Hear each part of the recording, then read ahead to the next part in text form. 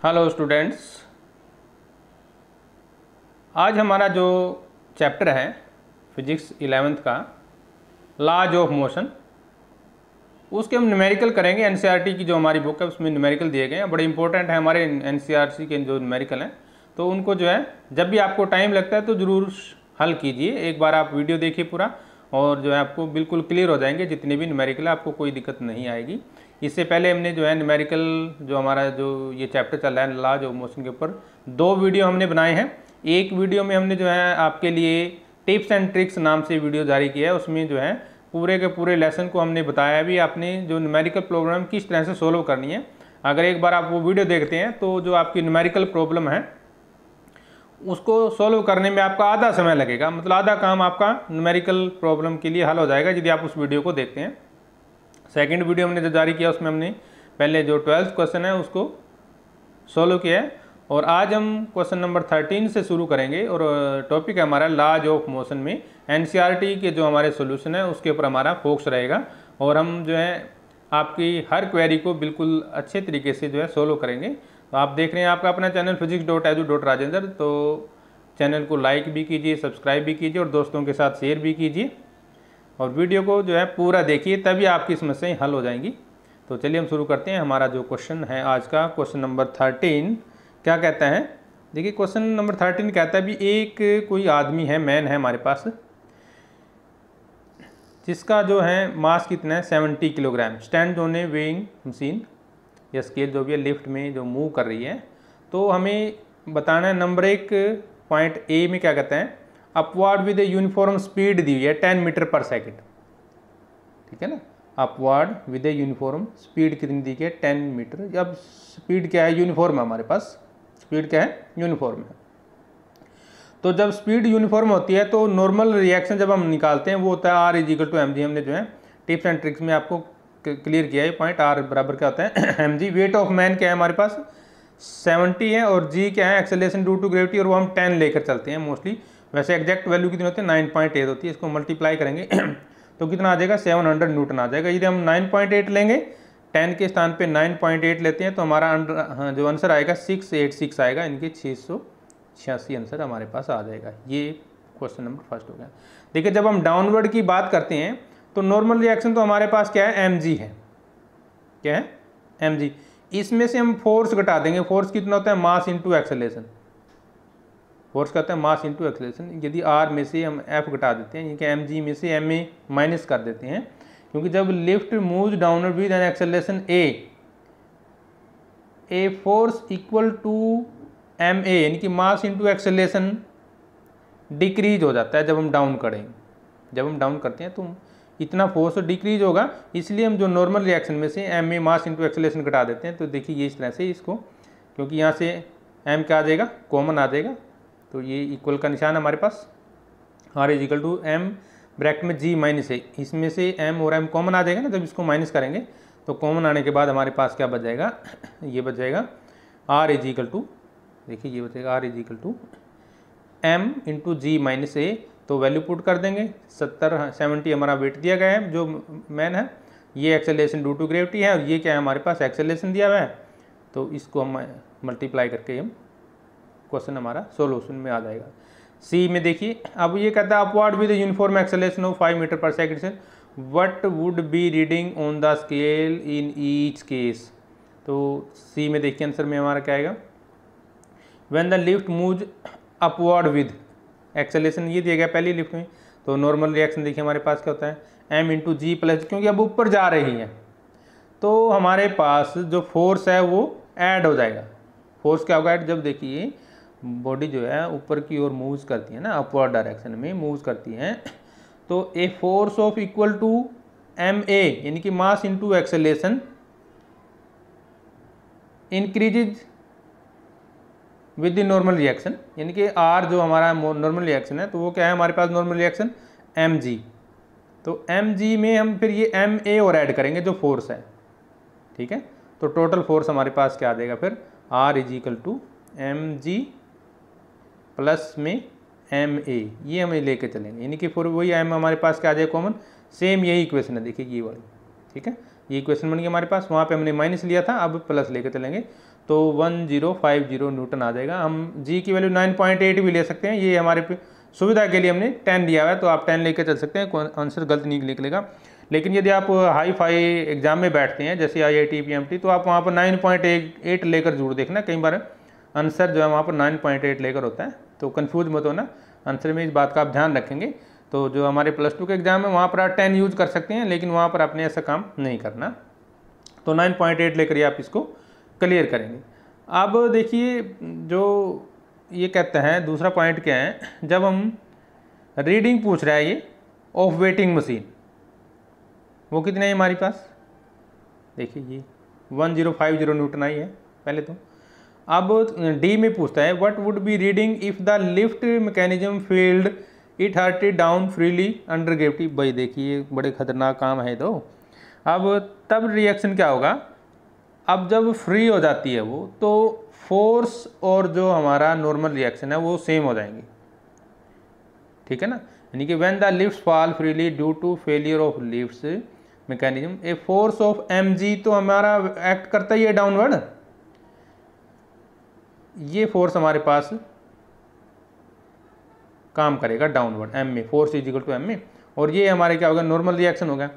अब ये दोनों इक्वल होते हैं, the apparent reaction reading of the weight machine का हो जाएगी, दोनों आपस में कैंसिल कर देंगे, यानी कि mg में से ma, तो mg ma दोनों इक्वल हो जाएंगे, तो ये क्या हो जाएगा हमारे पास माइनस हो जाएगा, और ये आंसर क्या आ जाएगा हमारे पास 0 आ जाएगा। क्लियर पॉइंट, ये देखिए। तो इस तरह से आप इसको सोल्यूशन में ले सकते हैं, क्योंकि उस समय में जो एक्सेलरेशन है और वो ग्रेविटी दोनों सेम हो जाते हैं ना, तो आंसर क्या हो जाएगा 0 हो जाएगा। क्वेश्चन नंबर 14 देखिए, ये हमारे पास फिगर दिया गया, ध्यान से देखिए। Figure show the position time graph of A particle of mass 4 kilogram दिया गया है किसी पार्टिकल का, ठीक है ना, given below the show the position time graph of particle of mass 4 kilogram. पूछता क्या है हमारे पास ये, what is the force on the particle for the time t less than 0, t greater than 0 and 0, जब t की value हम 0 और 4 second के बीच में लेते हैं। मतलब हमें एक तो 0 से ज़्यादा में बताना है, फिर 0 से कम में बताना है, और फिर बीच में लेना है दोनों में, ठीक है। 3 पॉइंट हमारे पास यहाँ होंगे। मोशन में भी कंसीडर 1 डायमेंशन, ठीक है, मोशन इसमें 1 डायमेंशन कंसीडर कर सकते हैं। देखिए ध्यान से देखिए, तो ये हमारे पास क्या आगा, ओरिजिन है ना, ये क्या है हमारे पास ओरिजिन, इनके 0 पॉइंट यहाँ पे हमारे पास 0 पॉइंट आ गया। और देखिए t लेस देन 4, तो ये एरिया हमारे पास t इधर से कितना का t लेस देन 4 आएगा ना, clear point.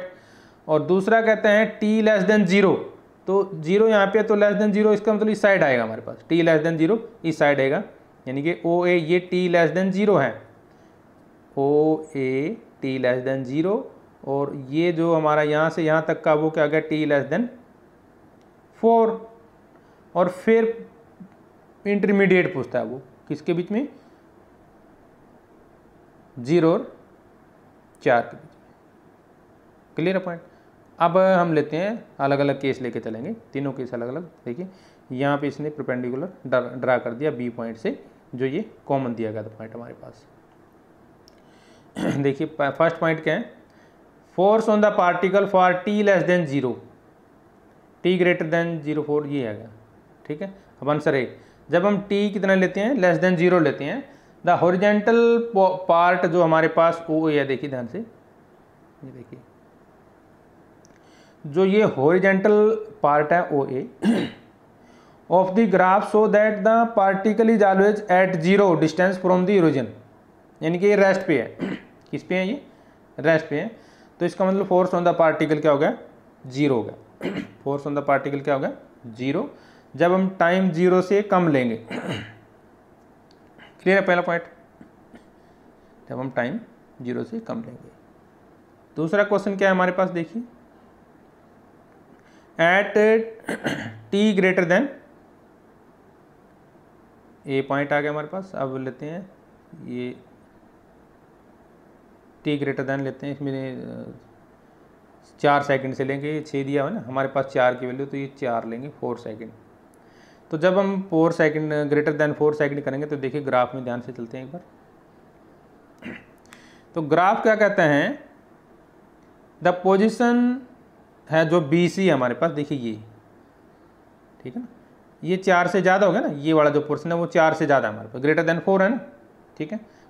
The portion BC of the graph show that the particle always remain at a distance of 3 metre, ये डिस्टेंस दी गई 3 मीटर, ये कितनी है डिस्टेंस, 3 मीटर है हमारे पास, ठीक है ना, from the origin, that is the particle is rest, इसका मतलब फिर भी पार्टिकल क्या हो जाएगा, रेस्ट पर आ जाएगा, ठीक है।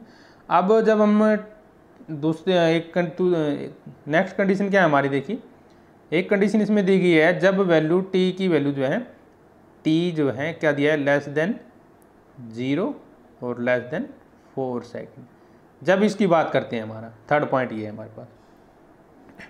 तो पोर्शन जो हमारे पास ओ भी है, देखिए ये देखिए ये हमारी 0 और 4 के बीच में लाई करती है ये वाली, यानी कि जो पोर्शन ओ भी है हमारे पास of the graph has a constant slope. अब देखिए ये स्लोप क्या हो गया हमारा, कांस्टेंट हो गया, स्लोप क्या हो गया, कांस्टेंट हो गया। इसका मतलब इस इंटरवल में particle move with a constant velocity. तो वेलोसिटी का फार्मूला हमारे पास क्या है, डिस्टेंस ओवर टाइम होता है ना, डिस्टेंस ओवर टाइम। तो डिस्टेंस कितनी है हमारी, 3 मीटर,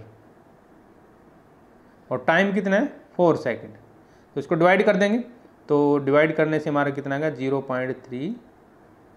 0.75 मीटर पर सेकेंड आ जाएगा। तो ये इसका मतलब क्या है, force on the particle is 0 for 0, वही फोर्स तो क्या हो जाएगा, 0 रहेगा हमारे पास हर केस में। And the force on the particle क्या रहेगा हमारे पास, 0, कोई सा भी हम केस लेकर चलते हैं, ठीक है। तो आप इसमें देखना चाहो तो देख सकते हैं, ठीक है। क्वेश्चन नंबर 15 देखिए क्या कहते हैं,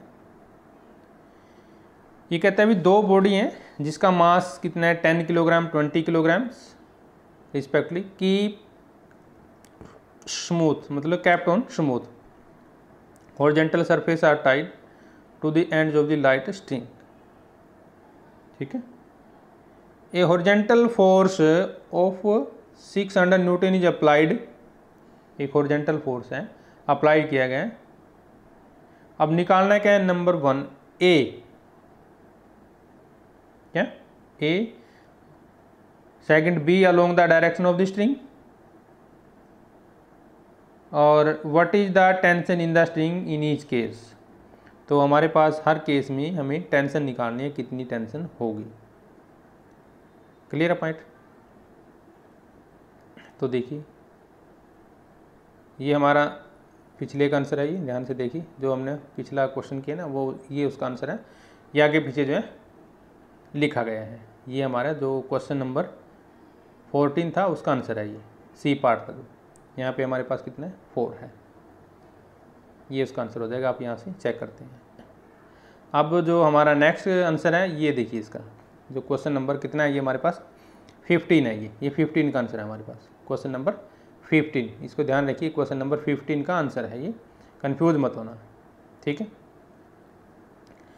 हॉरिजॉन्टल फोर्स अप्लाइड कितना दिया है, 600 न्यूटन, मास m1 कितने दिया है, 10 किलोग्राम, और m2 कितने दिया है, 20 किलोग्राम। टोटल मास हम ऐड करेंगे, टोटल मास कितना आ गया हमारे पास, 30 किलोग्राम आ गया, ये बात आप ध्यान रखेंगे ना। मान लो जो हमारी दो बॉडी हैं, 2 bodies A and B of mass m1 है, वही दो बॉडी हमारे पास ए और बी है, एक का मास हमारे पास 10 किलोग्राम है, यही पॉइंट, ठीक है, और दूसरे का मास कितना है, ये दो बॉडी हैं, अलग अलग बॉडी दी गई हमारे पास, और connected to each other by a light string and are placed on smooth horizontal surface, और हॉरिजॉन्टल सरफेस पर इसको रखा गया है, क्लियर है ना। अब इसके सामने हमारे पास दो केस हो सकते हैं, देखिए एक तो हम निकालेंगे फोर्स, ठीक है ना, और दूसरा केस क्या होगा हमारे पास, नॉर्मल मास जो मास दिया है m1 m2 रिस्पेक्टिवली वो दिए गए हैं, उस तरह से हम इनको निकाल के चलेंगे। देखिए when the force is applied on the body, जब हम फोर्स अप्लाई करते हैं बॉडी पर, तो उस केस में फोर्स क्या हो जाएगा, मास इंटू एक्सेलरेशन होता है, और यहाँ से एक्सेलरेशन निकालेंगे, फोर्स बाई m हो जाएगा। तो ये कितना आ जाएगा हमारे 600/30, यानी कि 20 मीटर पर सेकंड स्क्वायर आ गया हमारे पास, एक्सेलरेशन आ गया। पहले तो हमने एक्सेलरेशन निकाल लिया ना। अब चलता है हमारा question, when A force of F is applied on a body the equation of motion becomes, equation of motion हमारी क्या होती है, मास यानी कि जो फोर्स होता है, फोर्स मास इंटू एक्सेलरेशन होता है ना, फोर्स क्या होता है, मास इंटू एक्सेलरेशन होता है हमारे पास, यही होता है ना। ये किसके बराबर होता है, फोर्स माइनस जितनी उसमें टेंशन है, फोर्स माइनस जितनी उसके अंदर टेंशन है, क्योंकि दो स्ट्रिंग से जो है उसको बांधा गया है। तो ये फोर्स हो गया, में से टेंशन माइनस कर देंगे तो मास इंटू एक्सेलरेशन आ जाएगा, जो हमारी फर्स्ट इक्वेशन है, ठीक है ना। तो यहाँ से टेंशन कितनी आ जाएगी हमारे पास, फोर्स में से मास इंटू एक्सेलरेशन घटा देंगे तो ये 600 न्यूटन दिया गया, इसमें से जितनी टेंशन है वो हम माइनस कर देंगे। क्लियर है ना, ये पॉइंट हो गया हमारे पास, एक तो 400 न्यूटन आ जाएगा। सेकंड केस में देखिए ये इस तरह से एग्जांपल कैसे बनेंगे, चित्र भी देख सकते हैं, फिगर दिए है ना। तो एक केस में क्या है हमारे पास, ये इस तरह से एक दूसरे की ओर, और ये फोर्स इस साइड लग रहा है हमारे पास, ठीक है, एक्सेलरेशन भी इसी साइड लगता है, बॉडियाँ दो भी। और बी केस में हमारे पास क्या दिया गया है, ये इस तरह से दोनों एक दूसरे की ओर टेंशन में है और फोर्स इस साइड लग रहा है, ठीक है ना। ऊपर वाले में के फोर्स इस साइड था और ऊपर नीचे वाले में फोर्स इस साइड है, फोर्स की डायरेक्शन चेंज हो गई हमारे पास। तो जब हम बात दूसरे पॉइंट की करते हैं बी की, तो टी क्या हो जाएगा 0 और टी क्या है 4 second. Consider one dimension motion, तो when force is applied on a body B the equation of motion हमारी वही सेम रहेगी, F minus T divide by, हम ले सकते हैं m2, यदि हम एक्सेलरेशन निकालना हो, यदि हमें एक्सेलरेशन निकालना हो फिर हम कर देंगे F minus T divide by m2 लेते हैं। लेकिन ये हमारा सोल्यूशन नहीं है, हमें तो टेंशन निकालना है, तो टेंशन में टी एक साइड आ जाएगा और एफ इस साइड चला जाएगा, वही जैसे हमने सेकंड फर्स्ट पार्ट किया उसी तरह से इसको करेंगे। तो ये कितना आ गया हमारे पास 200 न्यूटन आ जाएगा। क्लियर है पॉइंट ये, तो ये है हमारे पास आंसर, टेंशन टोटल हमारे पास, ठीक है। दूसरा तरीका हमारे पास करने का एक तरीका और है, इसको यदि हम करना चाहें तो देखिए हम उसको आपके लिए बता देते हैं। पहले केस में जो मास कितना है हमारे पास m1 और एक्सेलरेशन क्या है a, ठीक है ना, और ये कितना आ जाएगा f माइनस टी आ गया, ठीक है। दूसरे केस में हमारे पास मास कितना है m2 और एक्सेलरेशन क्या है a, और वो कितना रहेगा हमारे पास f माइनस टी, वो भी सेम रहेगा f माइनस टी। ये दोनों फार्मूले हम अलग अलग से लगा सकते हैं, ठीक है। पॉइंट पहले केस में हमारे पास जो एक्सेलरेशन कितना आया था पहले वो देखना है, तो इन दोनों को हम डिवाइड भी कर सकते हैं, तो वो दूसरा पार्ट हो जाएगा। तो आप इसी तरीके से कर लिए, इस तरीके से हमारे पास ये आसान रहेगा। ये दो तरीके हमारे पास हो गए। अब चलते हैं question number 16। Two mass of 8 kilogram 12 kilogram are connected at the two ends of a light inextensible string that possesses over a frictionless pulley, find the acceleration of the mass and the tension in the string. देखिए ये हमारे पास पुली दी गई है, ठीक है ना, ये क्या है पुली है कोई जिस पे से रस्सी लटकाई गई है, तो दोनों पे टेंशन है। देखिए ये क्या है हमारे पास, तो इस पे कितना मास है 12 किलोग्राम 12 किलोग्राम है, तो इसका मतलब ये जो है ज़्यादा फोर्स में, इस साइड टेंशन ज़्यादा है, और क्योंकि इधर मास क्या है कम है, इधर मास क्या है, तो पुली जो है ऊपर जाएगी, सीधी सी बात है ना, पुली को ऊपर जाना है और इधर नीचे भी आना है इसने, लेकिन टेंशन रस्सी में टेंशन ऊपर की ओर है। हम रस्सी की बात करेंगे ना, जो ये स्ट्रिंग है इसमें टेंशन किसके ऊपर है, इस 8 किलोग्राम के कारण इस रस्सी में ऊपर की ओर टेंशन बनी हुई है, और एक्सेलरेशन भी किस साइड है ऊपर की ओर जा रहा है, क्योंकि इधर से एक्सेलरेशन बढ़ना है ऊपर की ओर। देखिए इसमें एक्सेलरेशन ऊपर की ओर है किसके कारण, जो इस साइड है, ठीक है ना, और इसमें भी एक्सेलरेशन बढ़ना है, एक्सेलरेशन ड्यू टू ग्रेविटी के कारण ये भी डाउन बढ़ जा रहा है, ठीक है। टेंशन दोनों में ऊपर साइड रहेगी। देखिए इसमें तो टेंशन क्या है इस साइड रहेगी, क्योंकि इस साइड क्या है हमारे पास वेट ज़्यादा है, और इस साइड भी टेंशन क्यों है, क्योंकि ये 8 किलोग्राम इस साइड में, मतलब एक इधर से टेंशन इधर है और इधर से टेंशन इधर है, तो ये है हमारे पास टोटल फंडा। क्लियर है पॉइंट। अब आते हैं हम सॉल्यूशन पर। तो मान लो हमारे पास वही मास मानेंगे m1 m2, ये जो हमारे पास दिया गया ना, एक तो m1 मान लो 8 किलोग्राम है और m2 कितने 12 किलोग्राम ये दिए गए हैं, और लाइट स्ट्रिंग से ये पुली पे बांधे गए जैसा कि हमने ऊपर एग्जाम्पल में देखा है। और the tension in the string acts as in सोन, हमने टेंशन देख ही लिया, तो टेंशन जो है दोनों साइड एक्ट करती है, तो मास m1 पर भी एक्ट करती है और मास m2 पर भी एक्ट करती है। तो निकालेंगे हम कैसे, हम फोर्स क्या होता है हमारे पास मास इंटू एक्सेलरेशन होता है ना, मास इंटू एक्सेलरेशन, लेकिन यहाँ पे क्या रहेगा हमारे पास ग्रेविटी की वैल्यू रहेगी। तो यहाँ पे m1 आ जाएगा पहले केस में और दूसरे में क्या आ जाएगा m2g आ जाएगा, ठीक है ना। तो अब करते हैं हमारा सवाल, कैसे हम इसको करेंगे। देखिए, equation of motion of mass m1 and m2 are given by, वही हमारे पास एक ही इक्वेशन है। जब पुली वाले क्वेश्चन करेंगे तो हम यही फार्मूला लगा के चलेंगे। तो m1 के लिए हमारे पास क्या आ जाएगा, t minus m1g is equal to m1a, मतलब एक साइड का टेंशन इज इक्वल टू दूसरी साइड का टेंशन। ये लेकर मतलब फोर्स एक साइड का बराबर दूसरी साइड का हम लेकर चल रहे हैं। जब बॉडी फ्री बॉडी डायग्राम के अनुसार करते हैं ना, जब फ्री बॉडी डायग्राम की बात करेंगे तो इक्वेशन हमारी क्या होती है, हमारे पास इक्वेशन यही होती है। जब फ्री बॉडी डायग्राम करेंगे तो यही इक्वेशन आपने लेकर चलें, यही फार्मूला हमारे पास चलेगा। तो इसमें हमारे पास दो केस हो गए, पहला केस ही हो गया और दूसरा केस ही हो गया m2g माइनस टी m2a, ठीक है ना। एक बार एक साइड कर लो, मतलब एक बार लेफ्ट हैंड साइड लगाओ, एक बार राइट हैंड साइड लगाओ, मतलब एक बार मास m1 पर और एक बार मास m2 पर, ठीक है ना। दोनों पे लगा के चलना है हमने।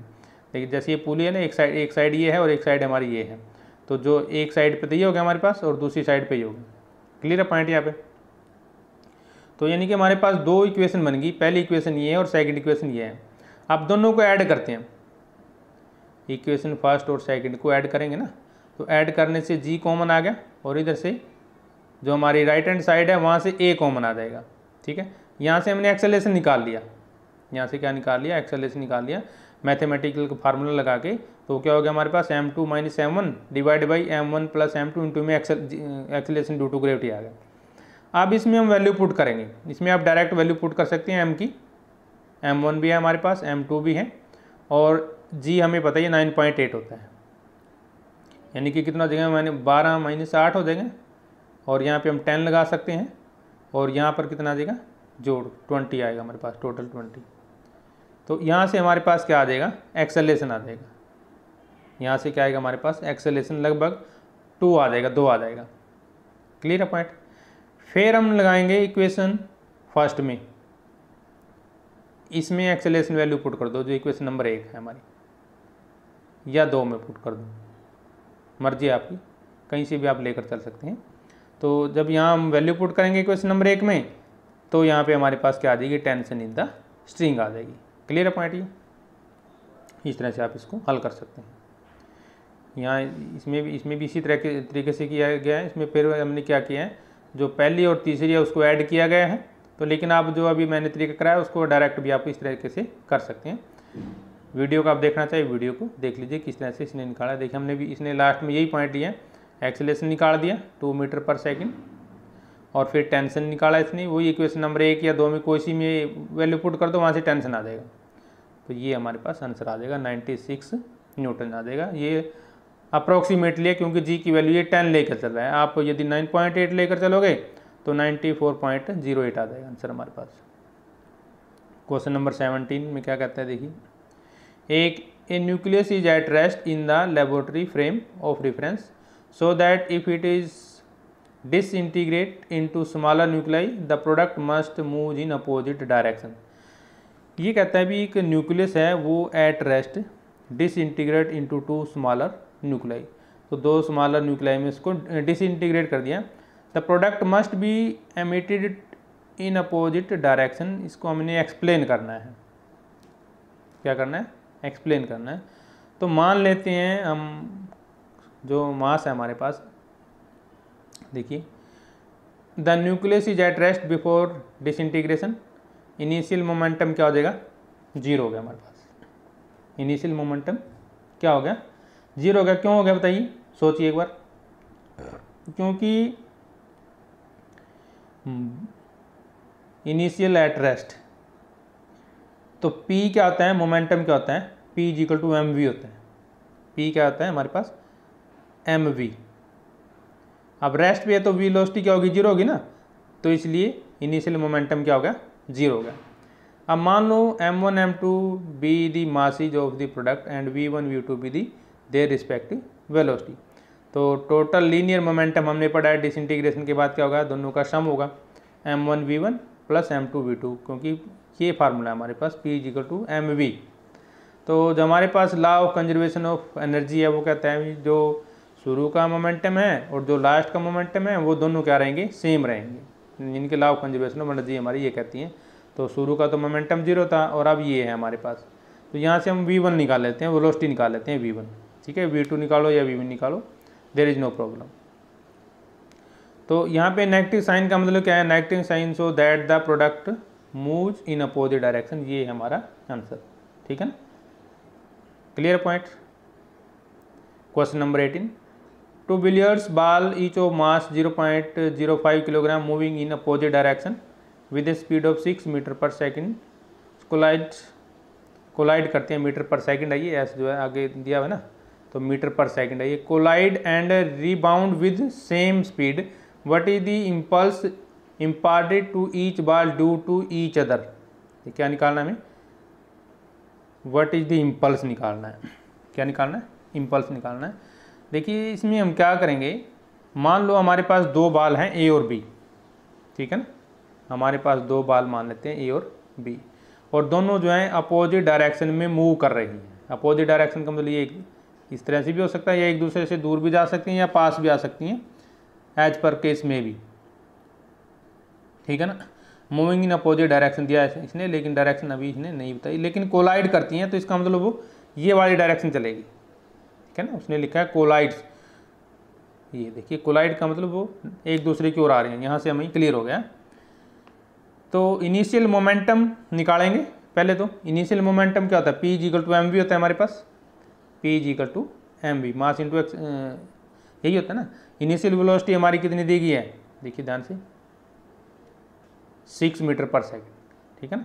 तो ये दिए हमारे पास, सोल्यूशन लेते हैं, ये आ गया मास, और magnitude of initial momentum P equal to 0.3 kilogram metre पर सेकेंड, यानी कि P इक्वल टू mv होता है ना हमारे पास। इसमें वैल्यू पुट करेंगे हम, तो वैल्यू पुट करने से हमारे पास ये आ जाएगा।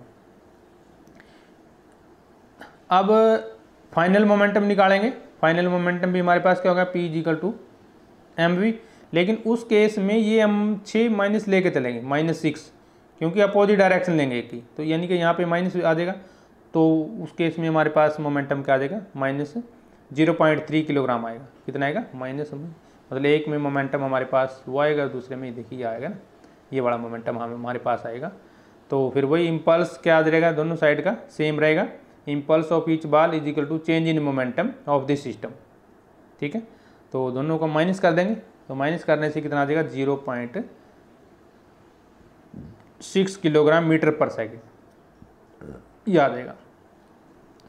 इसका मतलब क्या है, an equal impulse will be received by the body B, therefore a body may move either under the effect of the action of the force और other body may move under the effect of the reaction in it. कहने का मतलब क्या है, जो negative sign आता है उसका मतलब क्या हुआ, that product of the original nuclei moves in the opposite direction, ये हमारा क्वेश्चन हो जाएगा। तो ये हमारा आंसर रहा ऊपर वाले क्वेश्चन का, जो क्वेश्चन नंबर 14 था, ठीक है। A missile of mass 2 kilogram, a missile of mass 2 kilogram is fired from a bazooka of mass 80 kilogram given that the muzzle speed of the missile is 40 metre पर second, calculate the recoil speed of the gun. तो हम इसमें वही point लेकर चलेंगे, कौन सा momentum हमने जो है इक्वेट करना है, जो पहले मोमेंटम और बाद का मोमेंटम है। प्रिंसिपल ऑफ कंजर्वेशन मोमेंटम इसमें हम ला के चलेंगे, यानी कि हम आफ्टर फायरिंग का निकालेंगे और आफ्टर बिफोर फायरिंग का, दोनों निकाल के चलेंगे मोमेंटम, क्योंकि मास हमारे पास दोनों दिए गए हैं। तो एक मास हमारे पास M1 0.02 किलोग्राम या 2 किलोग्राम दिया हुआ है हमारे पास, ये करेंगे। और दूसरा मास कितना दिया हमारे पास, 80 किलोग्राम दिया गया है, ठीक है ना।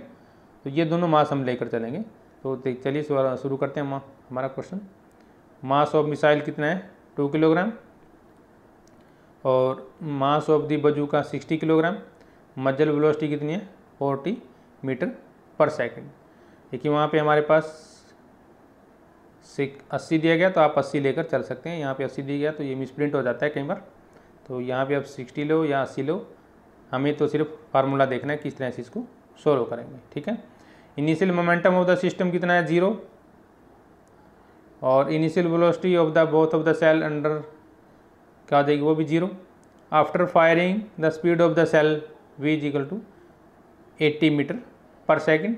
Late v2 be the recoil speed of the gun according to principle of conservation of momentum. हमारे पास क्या था, वही हमने अभी किया था ना, दोनों को सेम लेके चलेंगे। तो ये कितना आ गया हमारे पास 0.02 इंटू 80, और ये सेकंड में कितना आ जाएगा 100 v2, फिर कितना है 0.02 इंटू 0, क्योंकि इनिशियल वेलोसिटी 0 हमारे पास और ये भी 0, तो यानी कि ये साइड तो हमारी क्या होगी 0। तो यहाँ से फिर हम v2 निकाल लेंगे, तो v2 क्या आ जाएगा हमारे पास, ये आंसर आ जाएगा हमारे पास। क्लियर है पॉइंट,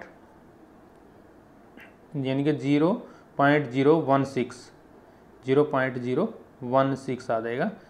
तो ये है हमारे पास इसका आंसर। दोबारा देख लीजिए एक बार। A missile of mass 2 kilogram is fired from a bazooka of mass 80 kilogram given that the muzzle speed of the missile is 40 metre पर सेकेंड। कितनी दी गई, 40 मीटर पर सेकेंड। क्लियर है पॉइंट। और मजल स्पीड ऑफ द मिसाइल कितनी है 40 किलोमीटर, तो फिर वही हम ये लेंगे। यहाँ पे कितना है हमारे पास 80 किलोग्राम है, बस ये ध्यान रखें, ये कितना है 80 किलोग्राम है। यहाँ पे 60 की बजाय कितना है 80 किलोग्राम है। तो वेलोसिटी v मान लेंगे हम, तो फिर वही हमारे पास सिंपली इनिशियल वेलोसिटी दोनों की 0 दी गई है, ठीक है, और इनिशियल मोमेंटम 0 हो जाएगा। After firing speed of the shell v is equal to 80 metre पर सेकेंड, ठीक है ना। Muzzle speed of the shell is given 80 metre पर सेकेंड, लेकिन यहाँ पे कितना दिखा रहा है ये 40, तो यहाँ पे आप 40 की बजाय 40 की जाए, यानी कि 80 मानकर चलेंगे, 80 लेके चल सकते हैं, 80 मीटर पर सेकेंड। क्लियर है पॉइंट। तो यहाँ पे हम फिर वैल्यू पुट करेंगे, जो हमारी ये इक्वेशन बनती है 0.02 इंटू 80 इंटू, यहाँ पर वैल्यू पुट कर दो और ये हमारा क्वेश्चन सॉल्यूशन में आ जाएगा, ठीक है। अब कहते हैं question number 20, a mid fielder deflects an incoming balls of mass 0.1 kilogram at an angle of 40 degree without changing its initial speed which was 50 kilometre per hour, ठीक है। Calculate the impulse imparted on the wall, तो हमें निकालना है impulse. तो ये देखिए इस तरह की सिचुएशन रही है हमारे पास, जैसे ग्राफ में दिया गया है, एंगल 45 है, तो दोनों साइड कितना हो जाएगा 22.5 हो जाएगा दोनों साइड, ठीक है ना। तो इस तरह से हमारे पास रहेगा। अब ओ ए क्या हो जाएगा, incident path of the football, ये देखिए ओ ए, ठीक है ना। तो ये फुटबॉल का पाथ हो जाएगा ना, ये इस तरह से आएगी, ये यहाँ से टकराएगी और यहाँ पर चली जाएगी। जैसे लॉ ऑफ रिफ्लेक्शन वाले हम क्वेश्चन करते हैं उसी तरीके से हम करेंगे।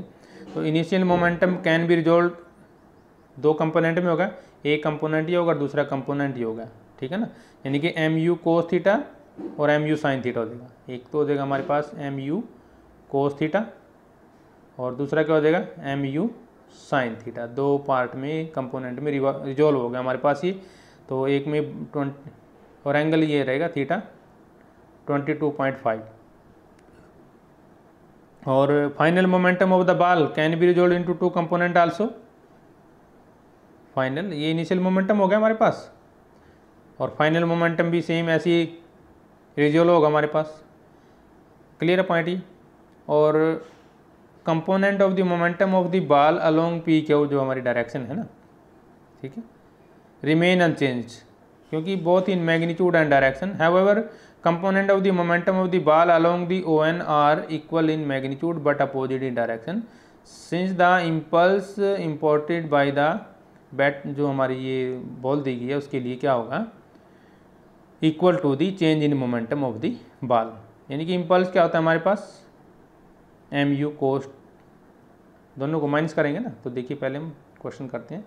ये initial velocity is equal to final velocity of the ball v मान ली, horizontal component is equal to v cos theta, ठीक है। Vertical component v sine theta हो गया। हॉरिजॉन्टल कंपोनेंट फाइनल पोजीशन में भी वही रहेगा हमारे पास, कंपोनेंट तो वही रहने हैं ना, एंगल में फ़र्क पड़ता है हमारे पास। देखिए ये देखिए ध्यान से, there is no change in horizontal component of the velocity, the vertical component velocity in the opposite direction. तो इसलिए टोटल इम्पल्स क्या रहेगा हमारे पास, change in linear momentum of the ball equal to mu cos theta minus mu sin theta, cos theta sorry, क्योंकि दोनों same रहेंगे ना तो माइनस कर देंगे हम, तो ये आ जाएगा हमारे पास 2mu cos थीटा। गिवन क्या मास ऑफ द बॉल दिया है हमारे पास ये 0.15 किलोग्राम और वेलोसिटी ऑफ द बॉल कितनी दी है 54 किलोमीटर पर आवर। देखिए इक्वेशन के पास चलते हैं, हमारे पास ये देखिए ये दिया है, मास कितना है 0.1 किलोग्राम दिया है ना, और ये कितना है 54। क्लियर है पॉइंट, ये कितना है 54 दिया गया है, इसमें 50 लिया हुआ है। तो यहाँ पे हम क्या करेंगे फिर वैल्यू पुट कर देंगे, ठीक है, वैल्यू पुट करने से हमारा ये आंसर आ जाएगा। नेक्स्ट क्वेश्चन देखिए, क्वेश्चन नंबर 20, जो हमारा क्वेश्चन नंबर 21 है वो देखिए, ए सुओ mass 0.35 kilogram is held by its lace and whirled around in a circle of radius 2 meter at a speed of 20 revolution per minute, ठीक है। In horizontal plane, if the lace break at tension of 200 Newton, calculate the maximum speed with the which the shoe can be whirled and also find the current in the tension। देखिए important question है वैसे। A stone of mass दिया गया हमारे पास 0.35 दिया है, तो हम यहाँ पे वैसे आता है 25, काफ़ी मिस्टेक है।